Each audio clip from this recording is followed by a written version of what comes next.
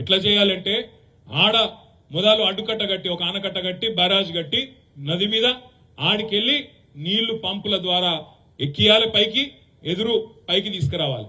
అందుకే కాళేశ్వరం అనే ప్రాజెక్టు మేడిగడ్డ దగ్గర ఒక బ్యారేజీ, అన్నారం దగ్గర ఇంకో బ్యారేజీ, సుందిళ్ల దగ్గర ఇంకో బ్యారేజీ, పైన ఎల్లంపల్లి బ్యారేజీ.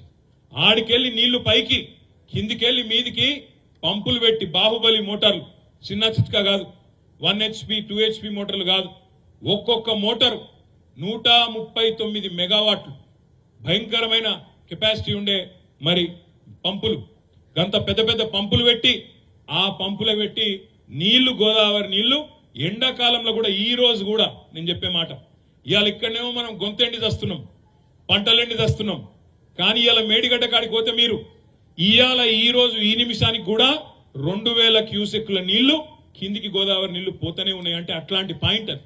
ఆ పాయింట్ బట్టి ఆ పాయింట్కి వెళ్ళి నీళ్లు ఎత్తిపోసి ఒక్కొక్క స్టెప్ ఎక్కించుకుంటా అన్నారం, సుందిల్లా, ఎల్లంపల్లి మీదికెళ్ళి ఎక్కించుకుంటా మిడ్మానేరు దాకా తీసుకొస్తే మన తంగళ్లపల్లి వాగు కిందికి నీళ్లు కనబడ్డాయంటే మొత్తం ఈ ప్రాంతం సముద్రం లెక్క కనబడ్డదంటే ఓ గది కాళేశ్వరం.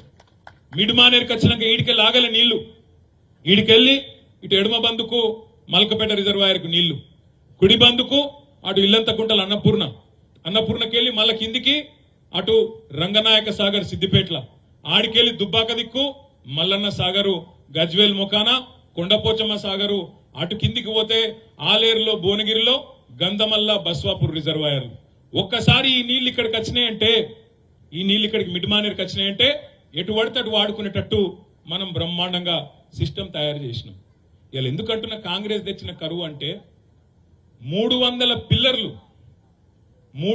పిల్లర్లు ఉండే కాళేశ్వరం ప్రాజెక్టులో 2 పిల్లర్ల సమస్య వచ్చింది.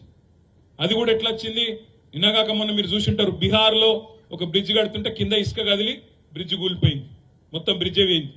మోడీ గారి రాష్ట్రం గుజరాత్ లో మార్బీ అనే దగ్గర ఒక బ్రిడ్జ్ కూలిపోతే 190 మంది చచ్చిపోయింది, బ్రిడ్జ్ మొత్తం కూలిపోయింది.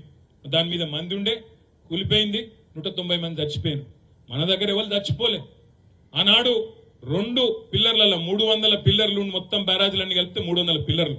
ఆ 300 పిల్లర్లలో 2 పిల్లర్ల కాడ కొంత ఇసుక కింద కదిలి అది మొత్తం పోలే, కొట్టుకపోలే, ఏం కాలే, వంగిన ఇట్లా కుంగిని.